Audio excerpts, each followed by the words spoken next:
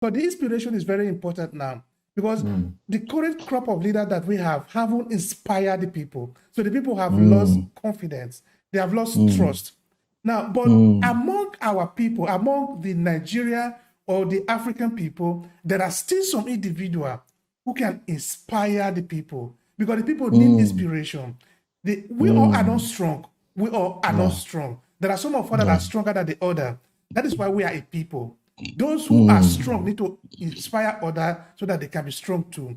So how do yeah. we tap into that aspect, that inspiration, for a kind of leadership that we need?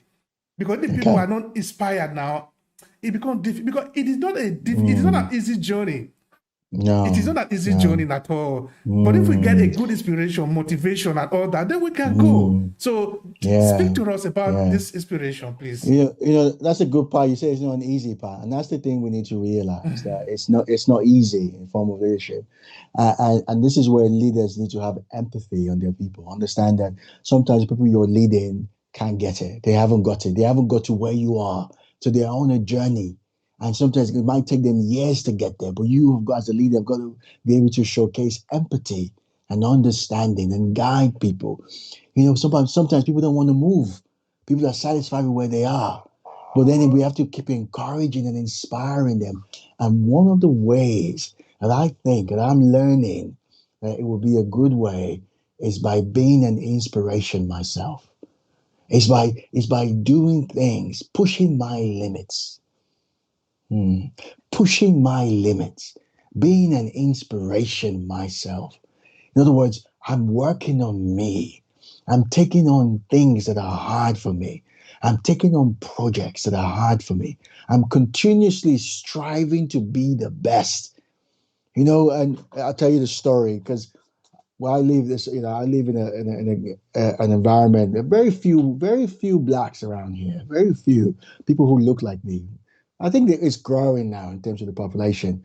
Majority, 90% of my clients are not Africans or blacks. Most of them are Caucasians, white people here who who patronize my business. And I'm in a group now. I have another business where I work with a business partner where we do coaching, and we take about 12 business people in this city on a journey every 90 days. We're training them, coaching them, helping them to become better leaders. My business partner is a business guru. I'm in the leadership space. So he brings the business numbers, accounting. I come with the coaching and training leadership. And so we complement each other. But we take people who earn quite a lot of money and we help them to grow their leadership and not just working with them and coaching. One of the other things we do is working on our fitness, so we have programs like you must read a certain amount of books in a particular time in the 90-day program that we run. And we also do fitness.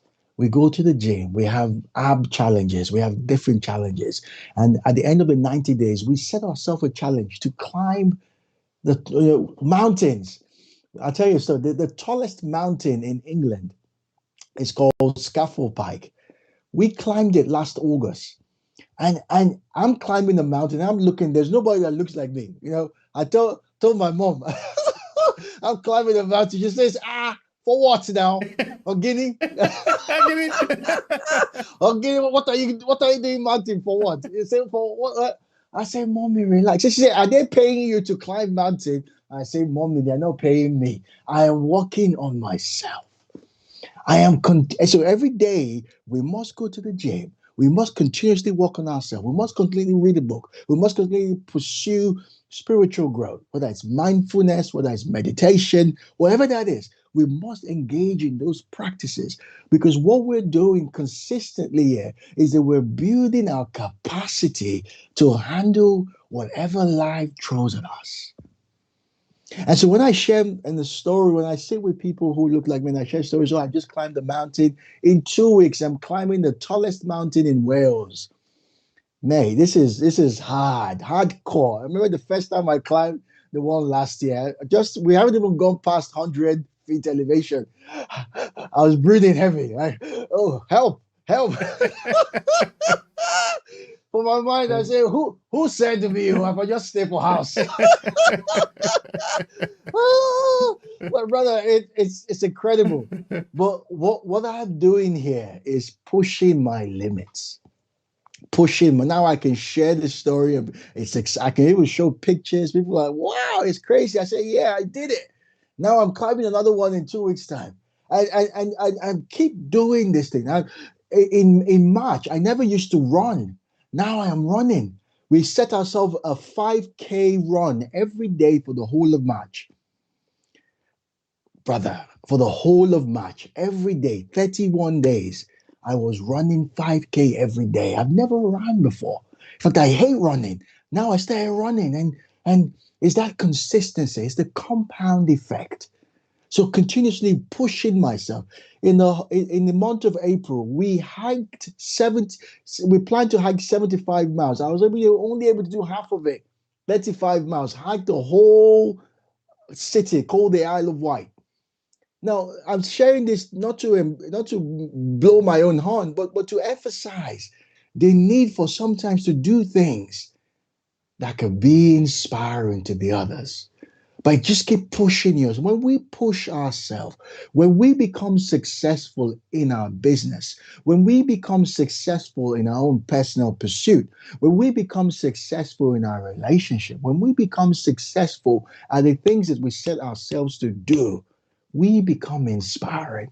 We inspire the other generation. We inspire our fellow brothers and fellow sisters to say, yeah, if he can do it, I can do it.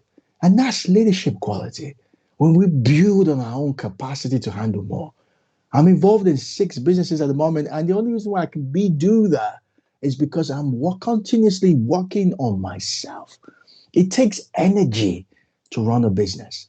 So I've got to work on my body every day, go to the gym, stay fit, run, hike, climb mountains, do that, do this, engage myself in a place that pushes me beyond my comfort zone so that I can push myself, so that I can become more successful at the things that I engage in. And then I become inspiring.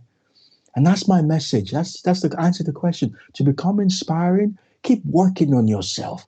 Keep pushing the limits. Keep pushing whatever the limit is for you. Push it and watch your life inspire others.